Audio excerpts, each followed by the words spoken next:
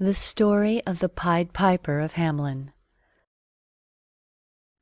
A long time ago, there was a very prosperous city called Hamelin, with lots of corn silos along the river.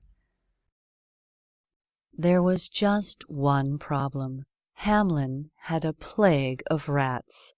There were rats all over the city, in the bakeries, in the shops, in the streets, and in the people's homes.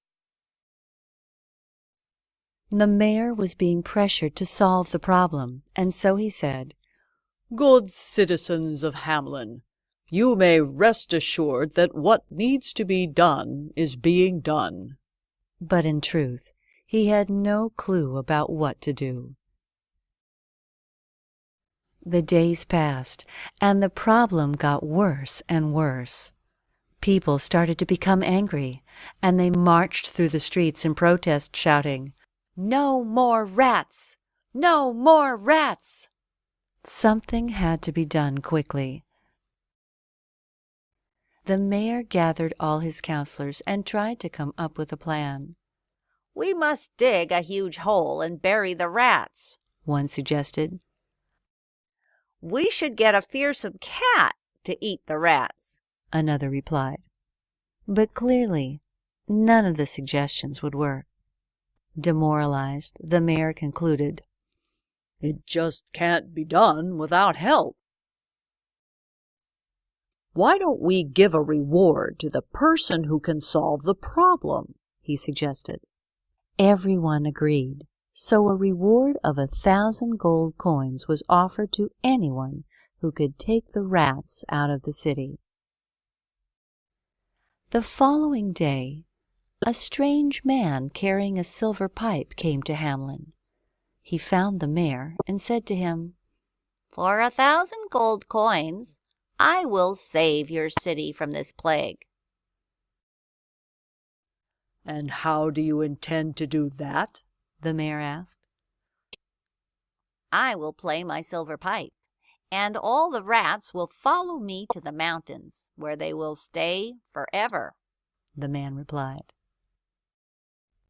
Everyone laughed at the Pied Piper, but the mayor, in desperation, said, "Well, please try. We will give you the reward if you succeed." And so the Pied Piper left the room, promising to come back the very next day. In the morning, the Pied Piper reached the city square. He took a deep breath and started to play a tune, and just as he foretold, the rats came flocking to the square. They came from the mountains, the corn silos, and out of every hole in the city. The Pied Piper started to dance as he wound his way out of the town, and all the rats followed him to the mountains. The people of Hamelin celebrated with great joy and gladness, chanting, "The rats are gone! The rats are gone!" And when he returned, they welcomed the Pied Piper with great joy. "I did as I promised. Now please pay me, and I'll be on my way," the Pied Piper said. But the mayor laughed. "Pay you 1,000 gold coins? All you did was dance around and play that silly pipe of yours. We'll give you 40 gold coins, and you can think yourself lucky," the mayor said. The Pied Piper left the city without saying a word.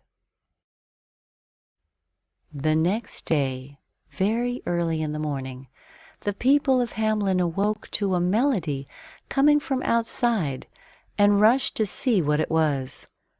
It was the Pied Piper, playing a different tune this time. All of a sudden, all the children came running out of their houses and into the street, dancing to the sound of the Pied Piper's music. Their parents shouted, "Come back!" But they seemed hypnotized as they disappeared with the Pied Piper into the mountains.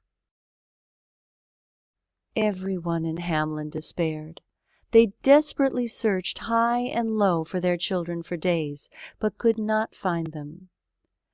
Then the Pied Piper returned to Hamelin. The mayor, shamefaced, saw him and begged, "Please bring our children back to us. We'll pay you all the money we promised you."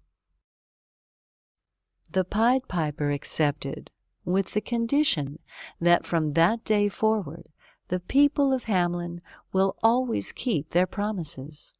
The mayor and the council all agreed. Then the Pied Piper left the council chambers, and stepping into the street once more, began to play another tune.